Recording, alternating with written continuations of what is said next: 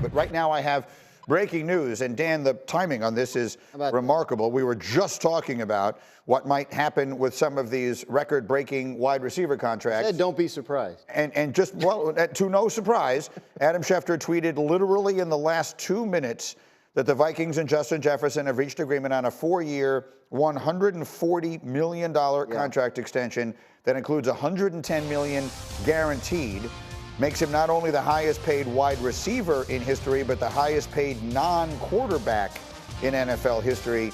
It includes $88.7 million guaranteed due at signing, which is the highest non-quarterback guarantee at signing in NFL history, and resets the wide receiver market. So two things. A, dinner's on him tonight. He's buying. And B, Dan, what should we make of this? Well, look, if you do the math, 4 years, $140 million, that's $35 million a year, which is $1 million more a year than Nick Bosa, who until just now was the highest paid non-quarterback in the league. He got his deal done last late August, early September, I believe. Same agent, incidentally, Brian Aberald, who also did the Joe Burrow deal, so he's on a roll. But yeah, I think that now you look at this as the top, right? If you're CeeDee Lamb, realistically, you feel like you probably slot in right behind this number, right? Like how close to 35 can you get? And it should be pretty simple at this point for the Cowboys and CeeDee Lamb to reach some kind of deal. Now, we know in the past Cowboys have fought with players about structure on some of their bigger deals, so that we have to see what this looks like with the Vikings and whether they can work off of that. But it's the domino that a lot of people have been waiting to see fall in the wide receiver market because it represents likely the very top. Mike T, let me come back to you. Shefty tweeting, there were multiple teams this offseason that inquired about trading for Justin Jefferson. The Vikings let each one of them know in no uncertain terms that they had zero intention of trading Jefferson, and the conversations ended right then and there. I want to ask you a question, Mike T, from a GM standpoint, a team building standpoint. Graziano just brought it up. Look, Justin Jefferson is an unbelievable player. No one's questioning that under any circumstances. But in a world where there are now so many incredibly talented wide receivers, would it be reasonable to ask a person who is a team builder, should you pay this much money for one player at that position when there are so many other really good ones? It's a very fair point, including Jordan Addison on their own team, who was a first-round pick. And Greeny, I think Minnesota made a mistake from this standpoint. The day Kirk Cousins left, they could either have traded Jefferson, presumably for at least a first-round pick, maybe more, or you say, we're going to get the deal done today, which would have been probably $31 or $32 million, going back to what you and Graz were just talking about. So by waiting, they cost themselves at least $3 to $4 million a year per year, on an average per year basis, as you see A.J. Brown and Amon-Ra St. Brown getting done on that graphic. So to me, they were sort of like half pregnant, but if they were going to commit to him, do it much earlier in the process, or say, hey, we lost Cousins, let's blow up the whole thing. We have Jordan Addison, we have T.J. Hawkinson, and let's rebuild from there, which to me would have made sense as well. Quickly. Yeah, I don't know. Jefferson was talking early in the offseason about being the highest paid non-quarterback, so I'm not entirely sure 31, 32 at that time could have got it done. He was always looking to top that 34. It's going to be interesting to see, where, to your point, where this ends. Because things are, these things, will. There's the expression, in business, nothing grows all the way to the sky. Go ahead, Mike.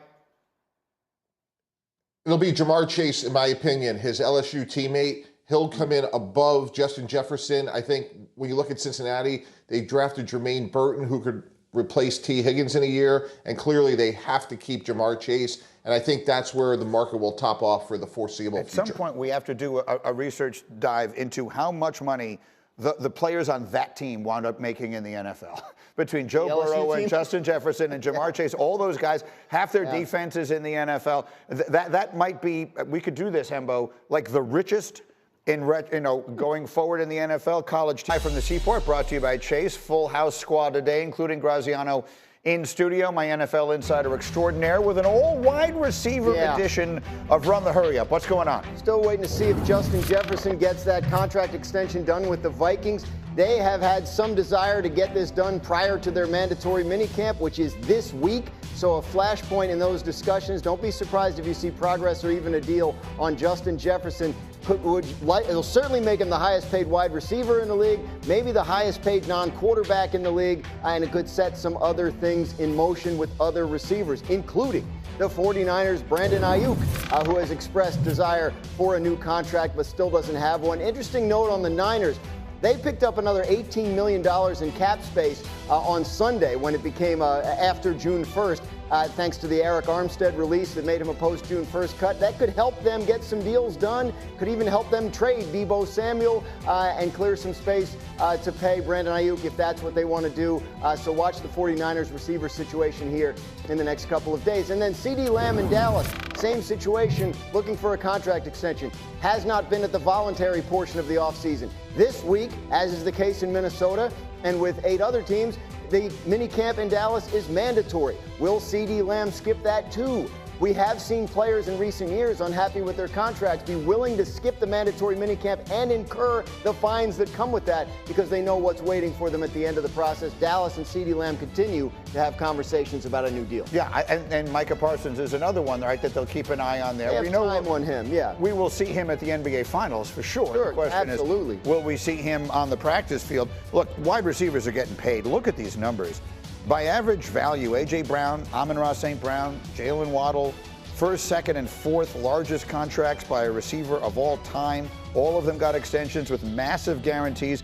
This has become the most valuable non-quarterback position, right? It has, and you start to wonder how long this will go because, 7 just got picked in the first round this year. You start to wonder if at some point it hits a ceiling and people say, do we really have to pay this much when there's this much talent coming into the league every year? But CeeDee Lamb and Justin Jefferson, if you do that list again in a few weeks, I think might be at the very top. At the top of it all, yeah. Again, the Cowboys waiting on there, and we'll see what the Vikings wind up doing. Now, you mentioned OTAs. They're underway, and all eyes, of course, are going to be on one of the most interesting quarterback battles we've seen in a long time. It's between Russell Wilson and Justin Fields, 97 days from their first game against Atlanta. And while for this moment, Russ is QB1, our RG3 had an interesting take on how he would utilize Justin Fields this year.